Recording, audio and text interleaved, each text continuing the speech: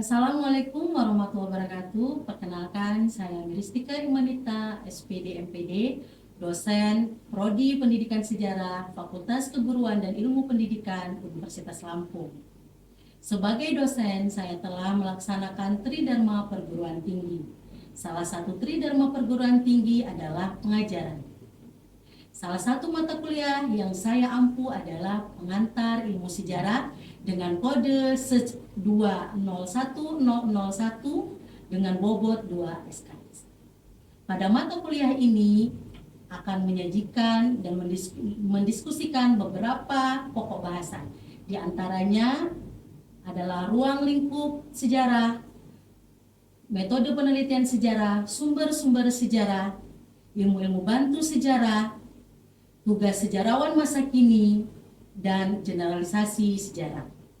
Berikut saya tampilkan video pembelajaran saya pada mata kuliah pengantar ilmu sejarah. Selamat menyaksikan. Assalamualaikum warahmatullahi wabarakatuh. Waalaikumsalam warahmatullahi wabarakatuh. Selamat pagi teman-teman mahasiswa semua. Baik, apakah hari ini ada yang tidak hadir? Hadir semua, Bu. Ya, kalau begitu kita akan kembali ya melanjutkan materi perkuliahan kita, yaitu pengantar ilmu sejarah dengan topik metodologi penelitian sejarah. Ya, tapi sebelum kita memulai topik metode penelitian sejarah ini, Ibu ingin bertanya atau mengulas sedikit tentang materi kita minggu lalu. Siapa yang ingin menyampaikan materi kita minggu lalu? Apakah ada masih ingat? Oke. Silakan Andia. Baik Bu, jadi minggu lalu kita membahas tentang ruang lingkup sejarah, di mana sejarah itu dibagi menjadi 4 Bu, yaitu sejarah sebagai peristiwa, sejarah sebagai kisah, sejarah sebagai ilmu, dan sejarah sebagai seni. Oke, terima kasih Anindya. Oke, kalau begitu Ibu rasa cukup dan kita akan melanjutkan materi kita selanjutnya tentang metode penelitian Sejarah. Ya, sebelum kita membahas tentang materi metodologi penelitian sejarah secara lebih mendalam, maka Ibu akan menyampaikan terlebih dahulu tentang tujuan perkuliahan kita. Tujuan perkuliahan kita yang pertama, adik-adik atau rekan-rekan mahasiswa diharapkan dapat menjelaskan pengertian metode penelitian sejarah, kemudian dapat menjelaskan tentang tahap-tahap metode penelitian sejarah. Mahasiswa dapat menentukan objek penelitian, mahasiswa dapat melakukan kritik sumber, mahasiswa dapat menjelaskan tentang interpretasi dan historiografi sejarah. Ya, jadi ini adalah ketercapaian yang diharapkan yang dimiliki adik-adik setelah mengikuti materi perkuliahan metode penelitian sejarah. Ibu ingin bertanya sebelumnya pada adik-adik, apa pengertian dari metode penelitian? Oke, Faras?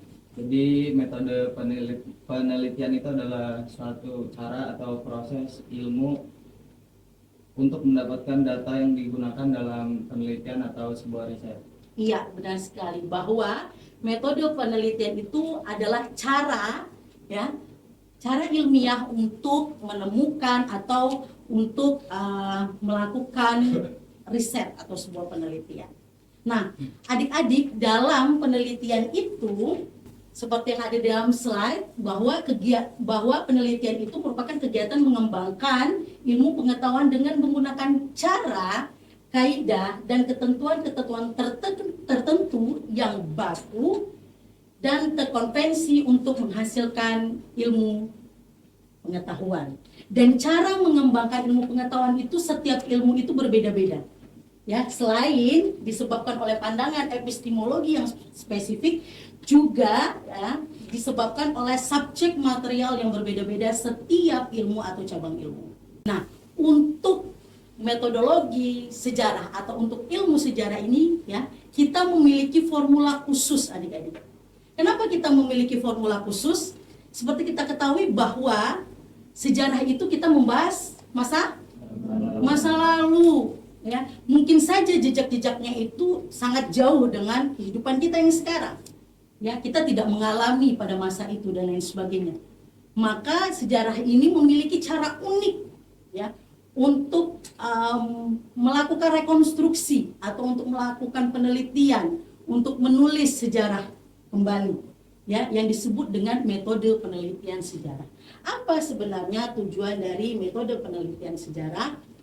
Tujuan metode penelitian sejarah, ya, bertujuan untuk merekonstruksi ulang masa lalu atau kejadian masa lampau, ya, yang ditulis secara sistematis, kronologis, ya, kemudian objektif melalui beberapa tahap, yaitu pengumpulan, kritik, verifikasi, interpretasi, kemudian mensintesiskan.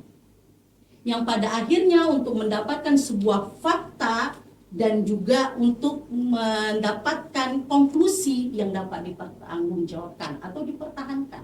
Nah, untuk memperoleh itu semua tadi adik-adik, maka kita harus tahu apa tahap-tahap dari metode penelitian sejarah itu. Tahap-tahap penelitian histori atau penelitian sejarah itu dimulai dengan pemilihan topik.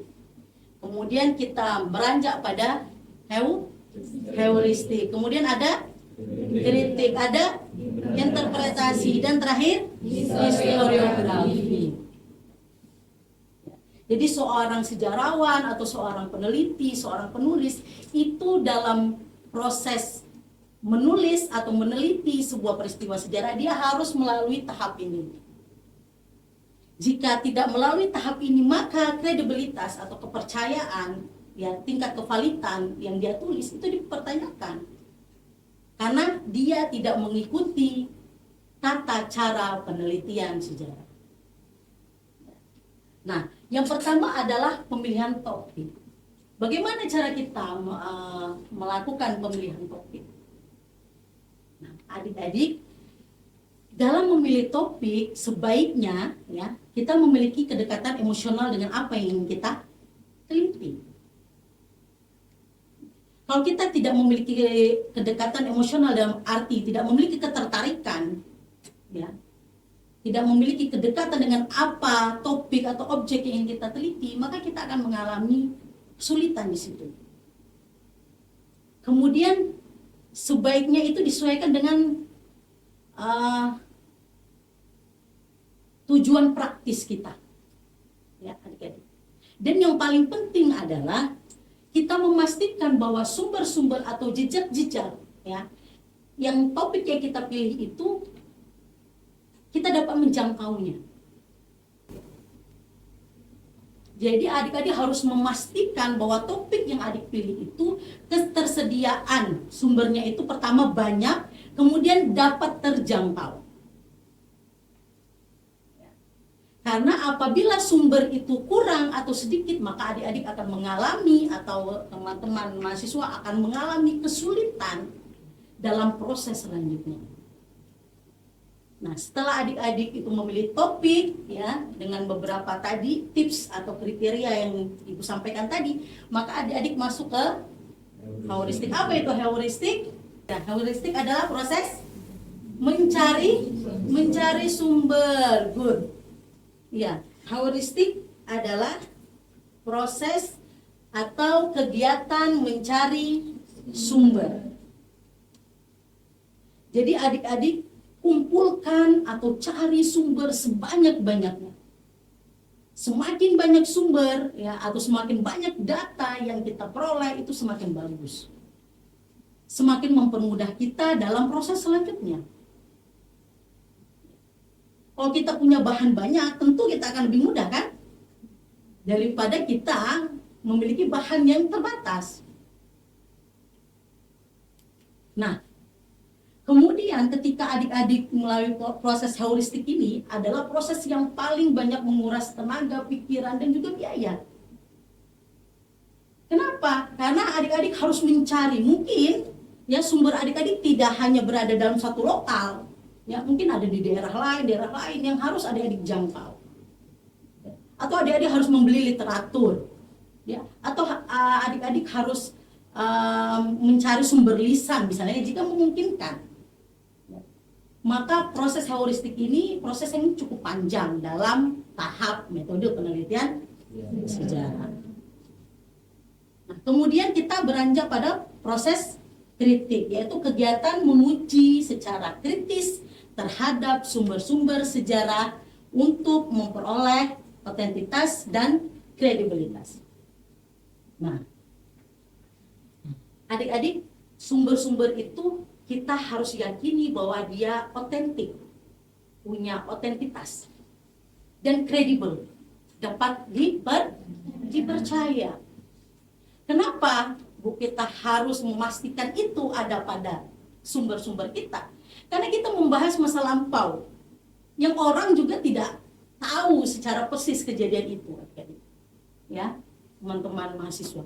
Maka untuk memastikan atau memberikan rasa percaya, ya, pada tulisan yang kita buat adalah dengan memiliki dasar atau sumber yang otentik dan juga kredibel, ya. Nah, dalam kritik itu terbagi menjadi dua. Ada kritik internal dan kritik eksternal. Iya, good. Berarti sudah sebagian membaca tentang materi ini, ya. Ada kritik eksternal, ada kritik internal. Yang pertama yang harus kita lakukan adalah eksternal dulu. Apa itu eksternal? Adalah mengkritisi aspek-aspek luar. Apa saja aspek-aspek luar itu? Ya, aspek-aspek luar itu misalkan, ya, siapa yang memberi saksi, ya. Kemudian apakah kesaksiannya berubah-ubah? Apakah kesaksiannya itu sesuai dengan kesaksian lainnya misalnya? Apakah dia saksi atau pelaku utama? Kemudian kalau dia bentuknya tertulis, adik-adik bisa melihat dari apa? Dari sampulnya, dari bentuk tulisannya. Kalau kita membahas atau ingin menulis tentang masa kerajaan atau masa prasejarah, tentu tulisannya akan berbeda dengan yang sekarang. Ya, mungkin menggunakan ejaan lama, ya, menggunakan bahasa Sanskerta dan lain sebagainya. Ya.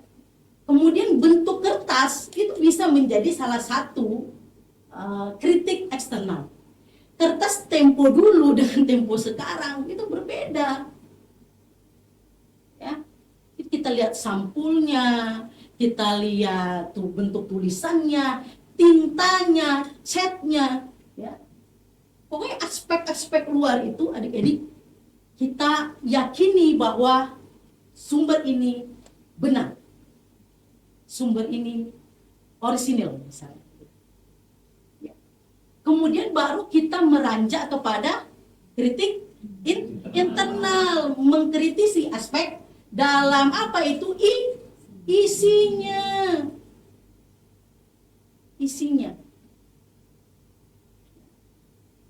Apakah, ya, apakah hasil wawancara itu memiliki kesamaan dengan saksi-saksi lainnya? Apakah buku-buku literatur yang kita miliki itu, isi di dalamnya itu, ya, berhubungan atau sama dengan literatur lainnya? Jika ada perbedaan yang sangat signifikan, ya, maka kita perlu menguji kembali apakah sumber itu layak untuk kita gunakan dalam penelitian kita. Tentu sumber-sumber yang kita gunakan, yang kita pilih adalah sumber-sumber yang memiliki relevansi dengan topik penelitian atau dengan topik penulisan kita.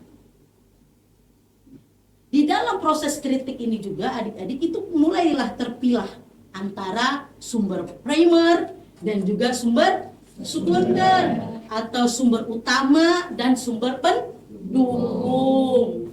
Nah, lalu ketika kita sudah melalui proses kritik ini, kita masuk ke proses interpretasi. Apa itu interpretasi?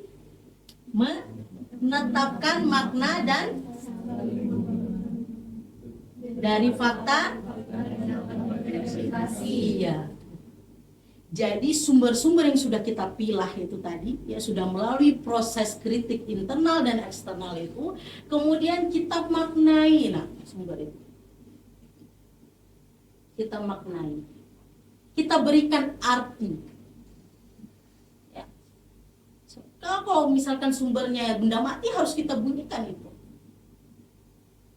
Harus kita maknai, kita bunyikan ya. Kita tafsirkan setiap bukti-bukti atau sumber-sumber yang kita miliki tadi, yang sudah melalui proses kritik tadi. Jadi adik-adik harus mampu berpikir mendalam ya dalam proses interpretasi ini. Begitu juga dengan proses nanti historiografi. Karena dalam proses historiografi itu ya yang kita bunyikan itu tadi itu harus digabung menjadi satu sehingga membentuk sebuah cerita yang utuh. Nah, bagaimana itu bisa digabung sehingga membentuk sebuah cerita yang utuh? Maka dibutuhkan kemahiran ya, pemikiran yang kritis, pemikiran tingkat tinggi yang harus dimiliki oleh penulis atau peneliti. Dalam proses historiografi ini, maka sudah diyakini bahwa apa yang kita tulis itu adalah sebuah fakta ya, dan sudah diyakini kredibilitas dan otentitasnya.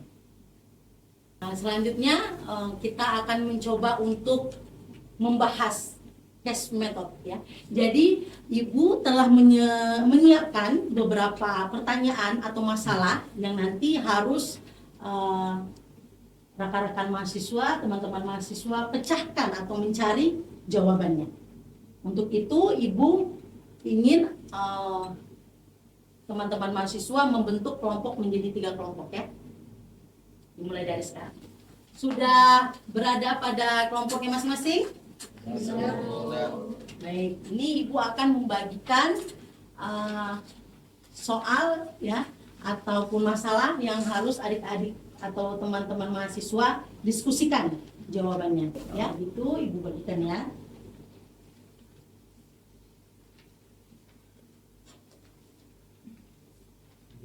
Ya, bisa dimulai dari sekarang.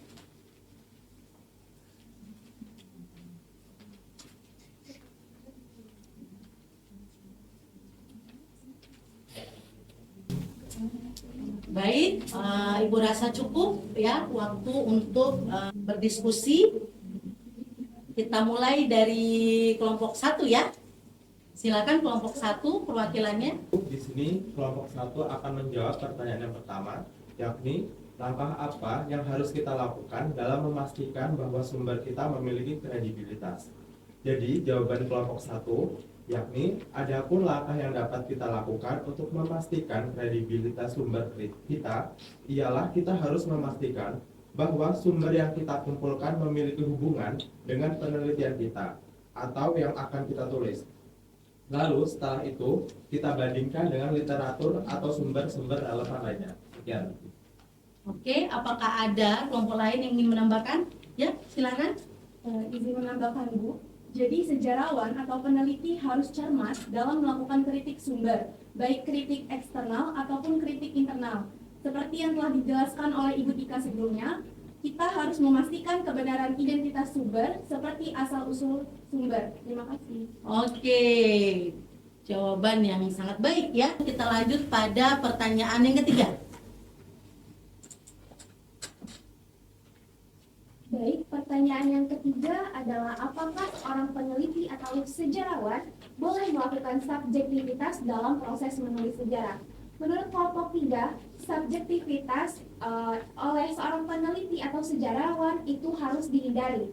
Subjektivitas adalah mencampurkan perasaan penulis atau seorang sejarawan. Seharusnya seorang sejarawan ataupun penulis mengungkapkan peristiwa yang sebenar-benarnya terjadi atau fakta yang benar-benar terjadi pada keadaan di lapangan. Jadi jawaban dari kelompok 3 adalah sejarawan atau peneliti harus menghindari subjektivitas. Oke, adakah yang memiliki pendapat lain? Oke, kelompok 1. Baik, terima kasih Bu. Kelompok kami memiliki pendapat yang berbeda bahwasannya subjektivitas dalam penulisan sejarah itu lumrah atau boleh saja dilakukan.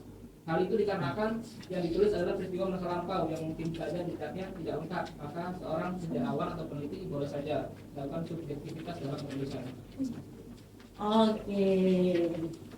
Ya, kita stand applause dulu ya untuk ketiga kelompok. Jawabannya sudah cukup baik, nanti akan Ibu evaluasi. Boleh kembali kepada posisi semula.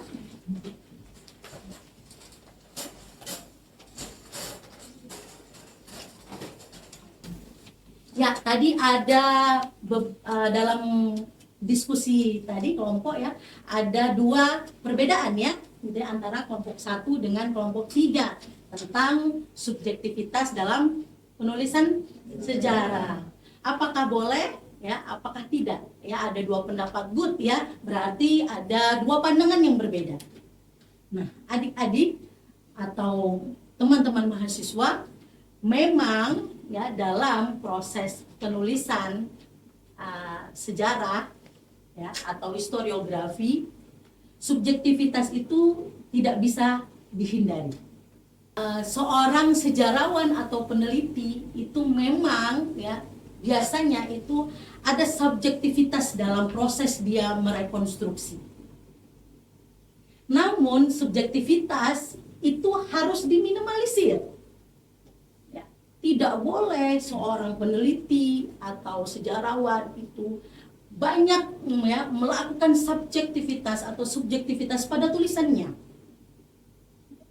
Dan jangan sampai subjektivitas itu membiaskan atau mengaburkan ya sumber-sumber atau data-data fakta yang didapatkan sebelumnya atau tulisan-tulisan yang sebelumnya, gitu ya. Tetapi subjektivitas itu harus mengikuti alur ya dari tulisan sebelumnya atau jejak-jejak yang ditemukan.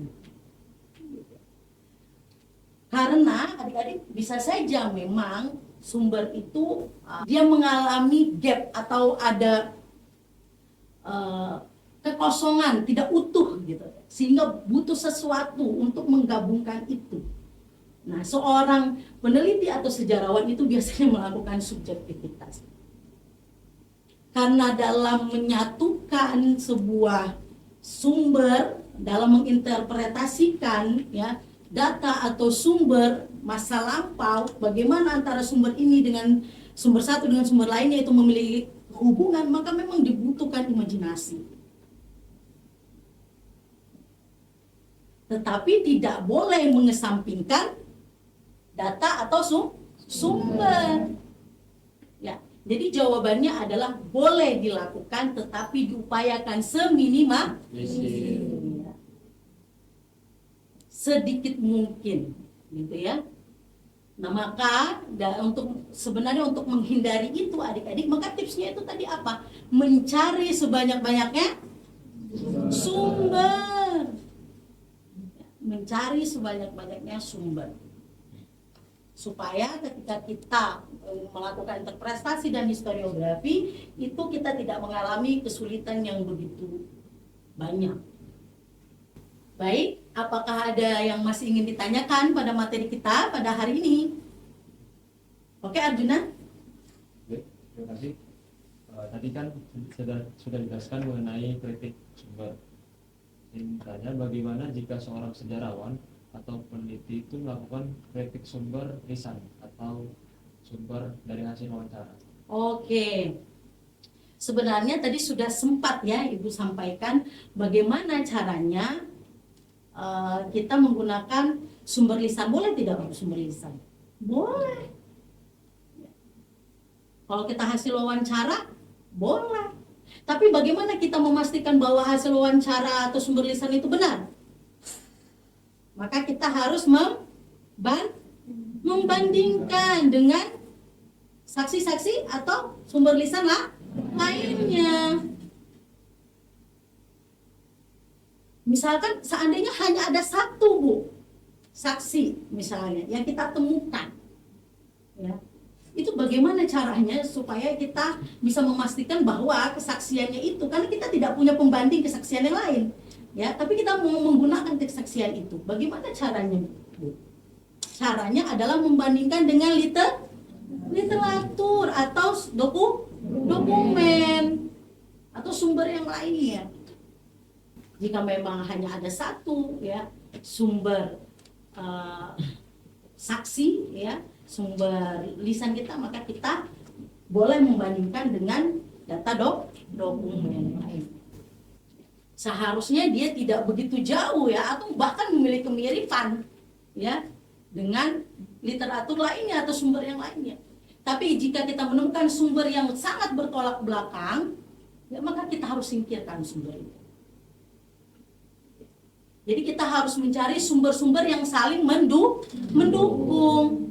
Semakin banyak sumber yang mengatakan hal yang sama, maka kita pastikan kredibilitasnya semakin tinggi. Karena tadi khawatirnya sumber yang kita peroleh tadi itu memiliki subjektivitas itu tadi yang terlampau tinggi. Ya, atau ada kepentingan khusus dari penulis dalam membuat buku atau literatur atau dokumen. Ya. Maka untuk menghindari itu, yaitu tadi kita harus melewati proses kritik sumber, ya, internal maupun eksternal. Jangan sampai tertinggal ini, karena ini sangat penting bagi kita untuk meyakinkan, ya, si pembaca bahwa tulisan kita ini benar atau sesuai dengan fakta. Kemudian apakah masih ada yang ingin bertanya? Oke, Sari. Jadi yang ingin saya tanyakan yaitu apa yang dilakukan jika peneliti tidak mampu menginterpretasi sumber yang ditemukan. Misalnya, peneliti menemukan prasasti yang mana peneliti tidak memiliki cukup pengetahuan tentang prasasti tersebut. Oke. Jadi seorang sejarawan, ya, atau seorang peneliti itu bukan orang yang super power, ya. Artinya memiliki keterbatasan pengetahuan. Bagaimana, Bu? Misalkan tadi yang disampaikan oleh Sari tadi, dia menemukan jejak prasasti. Itu tetapi tidak tahu makna, bagaimana cara memberikan makna tentang temuan prasasti itu, sedangkan tidak memiliki kemampuan, ya, dalam memahami prasasti itu. Apa yang kira-kira yang harus dilakukan seorang peneliti atau sejarawan? Ya, yang harus dilakukan adalah mencari bantuan, ya. Ternyata dalam proses historiografi atau interpretasi itu, seorang sejarawan atau peneliti sejarah itu boleh meminta pertolongan pada ilmu-ilmu bantu. Jadi adik-adik ada ilmu-ilmu bantu sejarah nanti. Itu akan ada juga dalam materi perkuliahan kita nanti pada pertemuan, kalau tidak salah pertemuan kelima.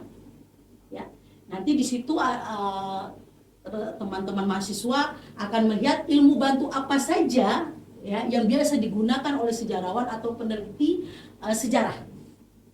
Ya. Nah, kalau prasasti tadi mungkin ilmu yang ilmu bantunya, misalkan kita bisa pakai epigrafi, ilmu yang membahas tentang prasasti.